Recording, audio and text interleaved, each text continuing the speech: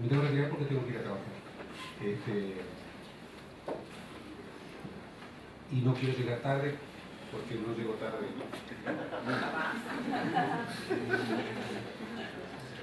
Yo quiero agradecer mucho a Paulo.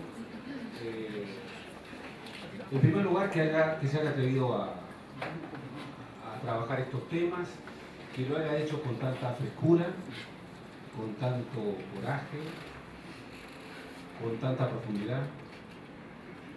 Y le quiero agradecer muy particularmente no solo la invitación, el honor que me hace a pedirme que presente este excelente libro, sino le quiero agradecer su amistad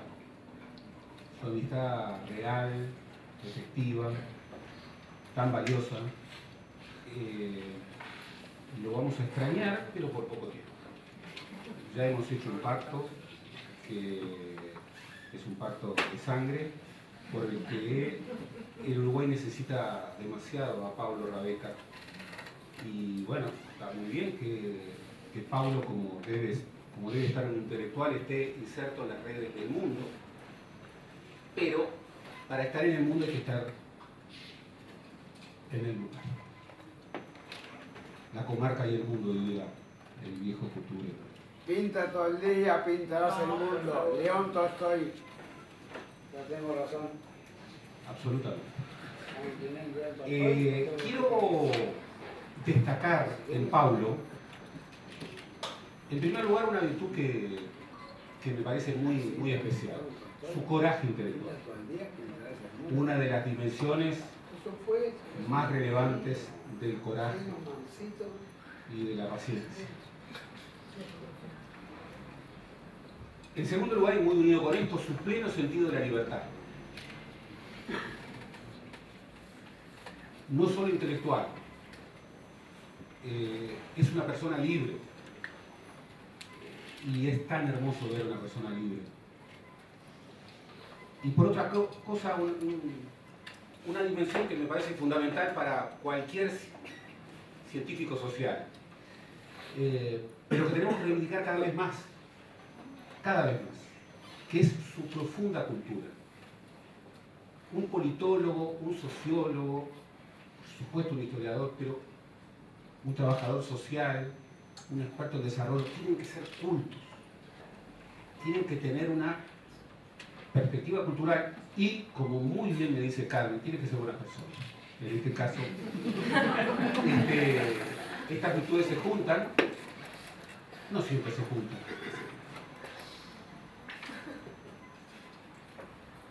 Paulo, y quiero empezar con esta idea, es un intelectual público, lo cual para mí es muy importante. La audiencia de un intelectual no son sus pares, solo. Por supuesto que son sus pares, pero no solamente sus pares. Y esto es fundamental para construir la dimensión de un investigador. Para quién uno investiga, para quién uno escribe. El intelectual tiene que trabajar para sus pares, tiene que trabajar para su comunidad académica, pero tiene que trabajar para todos, para la gente. Y tiene que animarse a escribir para la gente. Tiene que asumir la interlocución de un espacio mayor. Pero Paulo es un intelectual público que antes que nada prioriza a los alumnos. Y esto es una lección que nos ha dado Paulo. El año pasado, en una actividad que él organizó, planteaba eso, que en la perspectiva larga, el compromiso social más importante y el compromiso intelectual más importante de un intelectual estaba en la relación con sus alumnos. Y yo creo que sus alumnos que hoy están aquí pueden dar vivo testimonio de que eso es así, que Paulo se ha comprometido mucho y muy profundamente con sus alumnos. En esa perspectiva, el libro de Paulo, su tesis de doctorado, recoge asuntos de enorme relevancia. Yo le voy a hacer un homenaje a Paulo.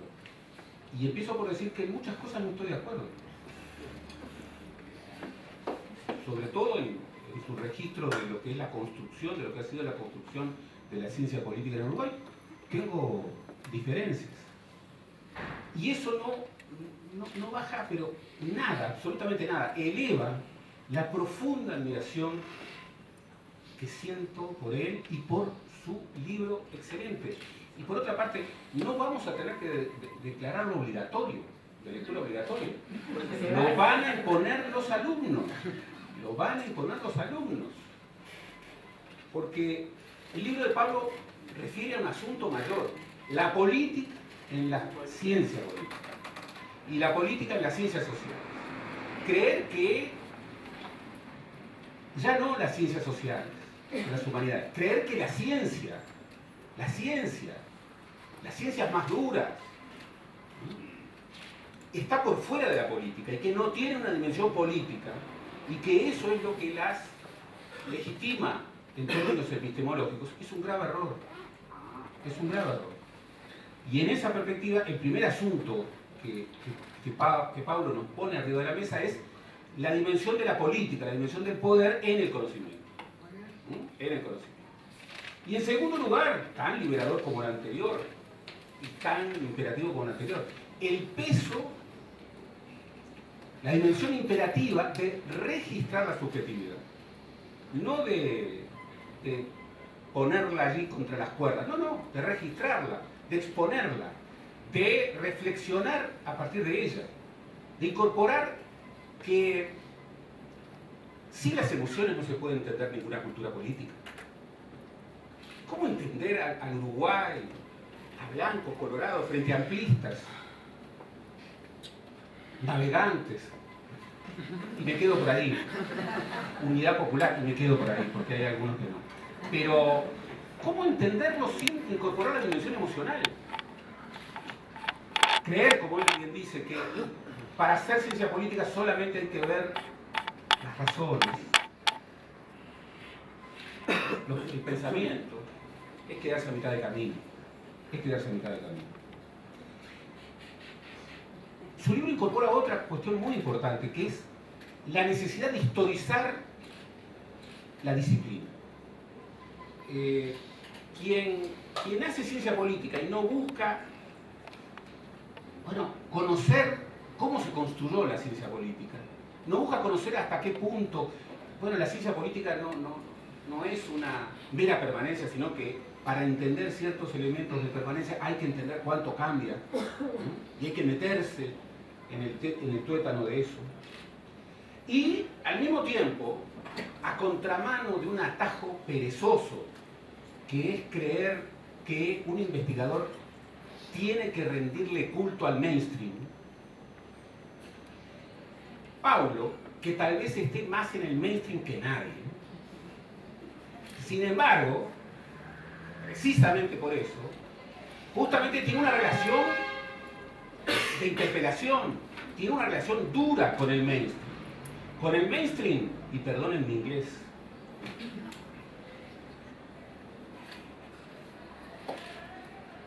una relación de interpelación con el mainstream global y con el mainstream local. Y con el mainstream que hubo y con el mainstream que habrá. Y eso es la única manera de realmente estar de manera seria en una comunidad científica. Y ello obviamente genera una narrativa alternativa, una manera distinta de registrar la historia, en este caso la historia de la ciencia política. También ese potencial liberador de la autorreflexión profunda, descarnada, etnográfica, que entre otras cosas supone la búsqueda, pero también la explicitación del espacio de las emociones, como algo no solo que adorna la narrativa, no, como algo que construye teoría, que construye método, que es indispensable para narrar. El libro tiene un hilo muy central, con una muy buena introducción, es casi un ejemplo paradigmático de lo que una introducción debe ser, donde se ponen los asuntos, queda claro cuáles son los ejes de interpelación. Y luego, bueno, los capítulos controversiales, enriquecedores, no lo dejan a uno igual. Hay que valorar los libros no por el mayor o menor acuerdo que uno tenga con los libros. Hay que valorar los libros por lo que a uno lo ayudan a cambiar, por la curiosidad que despierta, por las dudas que generan. Este es un libro que despierta eso. Hay un primer capítulo en donde, bueno, pone un tema crucial, que es el peso oprobioso de las dictaduras, también en el campo de las ciencias sociales, sobre todo en el caso de Chile. Ese eterno milagro, una y otra vez invocado, con raíces tan frágiles en tantos aspectos, y con un peso tan fuerte de una de las peores dictaduras. Y ahí, bueno, Paulo plantea hasta qué punto el desarrollo, el despliegue de la ciencia política durante la dictadura estuvo marcada, muy marcada, y que ahí hubo una dimensión muy compleja y también una dimensión que debe discutirse, que debe exponerse, que no hay que borrar. El peso de las historias borradas es enorme, como estamos viendo de manera tan cabal. Luego, tal vez en uno de los capítulos más controvertidos, bueno, hay un examen, una revisión del camino diferente en la construcción de la ciencia política en el Uruguay. Pero hay algo tan notable. Y miren que, bueno, el lado oscuro de la partidocracia es fuertemente señalado. Yo me enteré de algo extraordinario que me generó impacto y preocupación, que es que en una década, en la revista de Ciencia Política, era el tercer más nombrado y que estaba arriba de O'Donnell. Después de Lanzaro y de Busquets, la verdad que quedé muy preocupado. Pero cuando viene un estudiante que recibe, bueno, un mainstream, del cual todos, o buena parte de todos, fuimos sus docentes, y agarra y cuestiona, ojo, la teoría crítica fue subvalorada, ojo, ¿por qué el marxismo fue tan ignorado? Y sobre todo, ¿por qué eran autores malditos Nietzsche y Foucault? ¿Por qué?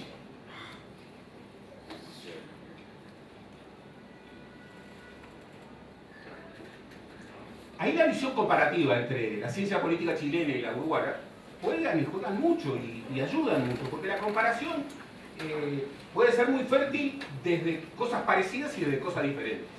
Y particularmente puede ser fértil cuando uno compara cosas algo parecidas pero muy diferentes. En ese sentido, hay un elemento muy importante. Yo me acordaba de Zicklin, de Catlin, cuando en su libro maravilloso Las cascadas de justicia en América Latina ponía al desnudo hasta qué punto la sabiduría convencional, una y otra vez instalada, de la transitología, fue absolutamente demolida por los hechos, por la historia. Todo lo que la transitología decía que no iba a ocurrir y no debía ocurrir y que había que acondicionar y registrar la transición a ciertas pautas, a ciertos cánones, porque si no pasaba tal cosa. Bueno, todo eso fue desmentido por los hechos. Y Paulo, por un camino diferente, pone en interpelación esas sabidurías convencionales demasiado instaladas. Después, es realmente muy interesante hasta qué punto el poner el vínculo entre poder y conocimiento y el asumir la interpelación de la subjetividad, bueno, generan impactos profundos en cómo teorizar y cómo construir métodos. Y cómo un científico social tiene que asumir eso. Tiene que animarse a asumir eso. Nos lo enseña. Capítulo cuarto es extraordinario, esa autorreflexión, ese coraje de hablar desde la primera persona, en búsqueda del lugar de las emociones y no solo del pensamiento, en busca, lo cito, de las diferentes temperaturas del tiempo y del espacio al investigar, de las hegemonías ocultas y naturalizadas que compramos a veces sin advertirlas. Y cómo poner arriba de la mesa también la dimensión subjetiva como una dimensión absolutamente inexcusable para el pensamiento complejo. De esa manera el libro nos permite deconstruir, interpelar, dudar, interrogarnos acerca de un mainstream liberal positivista, pero también portador de muchos hegemonismos no asumidos, naturalizados, que sin embargo son poder. Por eso el libro, ya terminando, porque debo terminar, el libro es bienvenido, es bienvenido. Me interpela y me deja dudando su registro persistente del lado oscuro de la partidocracia. No, eso porque me ayuda a ver más y mejor, porque me va a ayudar a dudar más, porque va a cambiar mis clases, va a cambiar cómo investigo, va a cambiar las preguntas que le hago al pasado. Las hipótesis son como barcos, decía Brodel, sirven para navegar y su momento más significativo es el naufragio. No nos enamoramos de los barcos y cuando naufragan, y no digo que esté naufragando, digo que la posibilidad de su naufragio, lejos de tocarnos, de sentirnos mal, al revés, nos despierta la alegría de una nueva pregunta, de conocer más en profundidad. Quiero homenajear a través de Paulo, homenajeando a Paulo, como él mismo señala, homenajeo a una figura inolvidable, que está acá y que siempre está con nosotros, que se llama Pedro Narbondo. Pedro Narbondo, un extraordinario amigo y un científico social de enorme inspiración, es muy impresionante ver cómo revive en su mejor versión en este libro. Y Paulo deja una cita, y yo lo encontré muchas veces. Por ejemplo, lo encontré en aquel texto tan duro y tan pertinente de Sartori, ¿no?, de octubre del 2004, en donde Giovanni Sartori, Giovanni,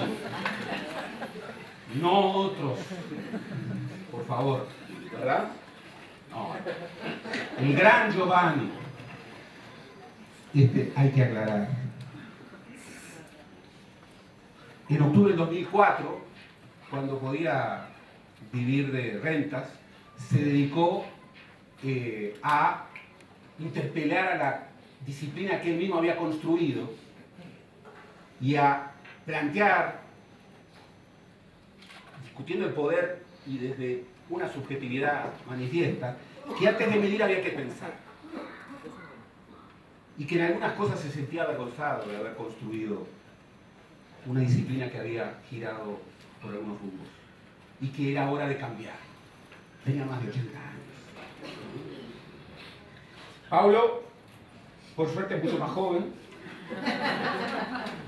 Lo vamos a tener mucho más. Y lo único que podemos hacer con Paulo no tiene techo. No tiene techo siempre y cuando siga siendo este intelectual rebelde que construya mainstream desde la interpelación, que sea plenamente libre en la dimensión intelectual y en la dimensión personal, y que tenga esa cosa tan maravillosa que a uno le permite identificar un investigador de raza, que es la curiosidad, la cultura, la sed de cultura, la valentía. Por eso, Paulo, y tú, que debes ser tan homenajeada hoy como Paulo, eso es decir, ¿verdad? Muchas gracias, realmente muchas gracias, y ojo, te vamos a tener mucho tiempo y no te nos vas a escapar. Eso está seguro.